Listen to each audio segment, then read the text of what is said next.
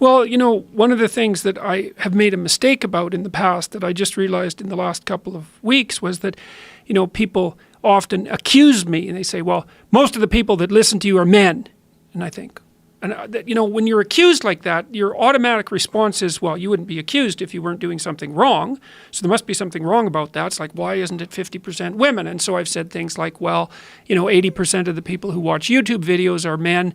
And so the fact that 80% of the people who watch my videos are men isn't that surprising given that base rate. But then about 3 weeks ago, I started thinking, well, what the hell am I doing? It's like, what, is there something wrong with talking to men? Is that actually a problem? It's like I didn't set out to do that specifically, but if that's the way it's working out, and there is a majority of men coming to my shows, say, then why is that all of a sudden supposed to be a bad thing? I'm asking men to be more honest, and especially in their speech and their thinking, and to be more responsible for themselves and for their family and for their community, and to grow up and to shoulder their burden and to live a responsible and meaningful life, and putting those two things together conceptually. And it's like, and then there's an accusation about that as if there's something wrong. And I thought, well, why am I even playing into this? It's like, fine, I'm talking to men. I'm encouraging them. And I am absolutely thrilled. Like every time someone comes up to me, and that's happening maybe 100 times a week or something like that, and tells me one of these stories about how they put their life together. It's like, I'm absolutely thrilled about that. And so I don't see, it's just a sign of how pathological our times have become in some sense, that there would have been any guilt about that to begin with. Because how is that not a good thing, man? It's weird. I think a lot of that has to do with this concept that men are running everything and that men have this massive advantage. There's a white male advantage and privilege that we all enjoy and share, and that men have this advantage financially. There's a disparity in terms of the gender gap in pay, and income, and that if you were really a good person, you would be trying to balance that out, and that you wouldn't be trying to pump up the winning team. Right, So well, and that's the funny thing. Well, that's it, and that's part of that narrative that, well, if there's winners, there has to be losers, and the reason that there are losers is because there's winners.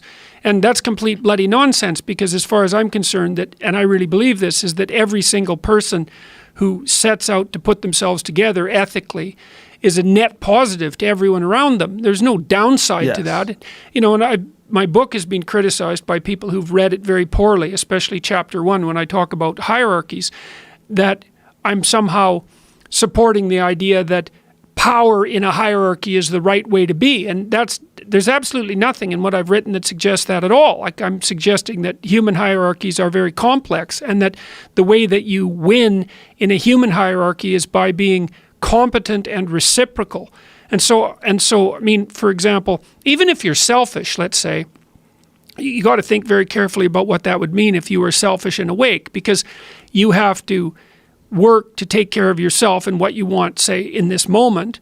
But then there's you tomorrow, and there's you next week, and there's you next month and next year and 10 years from now and when you're old. So because you're self-conscious and because you're aware of the future, you're actually a community unto yourself. And if you're selfish and impulsive, all that means is that you're serving the person you are right now, in that impulsive way, but not the person you're going to be. And so that's not a good grounds for any sort of ethical behavior. And I see that if you serve yourself properly, there's no difference between that and serving your family properly and serving your community properly, that those things all mesh in a kind of a harmonious manner. And one of the things that's really been effective in the lecture tour is a discussion about that idea and its relationship between that and meaning and responsibility, because one of the things that strikes the audience as silent constantly, because I'm always listening to them to see, when the attention is maximally focused, is whenever I point out to people that the antidote to the meaninglessness of their life and the suffering and the malevolence that they might be displaying because they're resentful and bitter about how things have turned out, the antidote to that is to take on more responsibility for themselves and for other people, and that's aspirational, which is kind of cool. The conservative types, the duty types, and I'm not complaining about them, they're always basically saying, well, this is how you should act, because in some sense that's your duty, right? That's how a good citizen would act. And that's a reasonable argument. But the case that I've been making is more that, well, there is value distinctions between things. Some things are worth doing and some things aren't, and you can kind of discover what that is for yourself, and then you should aim at the things that are most worth doing. And what you'll find if you watch carefully is that the things that you find worth doing are almost always associated with an increase in responsibility. Because if you think about the people you admire, for example, you spontaneously admire people, and that's a manifestation of the instinct to imitate. Again, people are very imitative. You don't admire people who don't take care of themselves. Like, unless there's something wrong with you, you at least want an admirable person to be accountable for themselves. And then if they've got something left over so they can be accountable for their family, well, then that's a net plus, obviously. That's someone you think is solid. And then maybe they take care of some more people. They have a business or they're involved in the community in some positive way. You see, well, that's a person whose pattern of being is worth imitating. And that's all associated with responsibility. And it's so interesting because it's as if everybody kind of knows this, but that it hasn't crystallized. It's like, well, you should be responsible because that's what a good citizen is. It's not, no, you should be responsible because you need to have a deep meaning in your life to offset the suffering so you don't get bitter.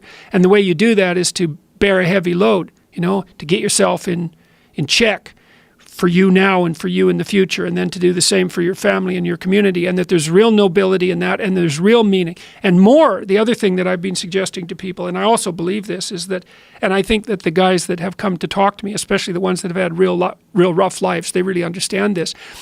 If you don't get your act together and you let yourself slide, then what kind of moves in to take the place of what you could have been is something that's really not good at all.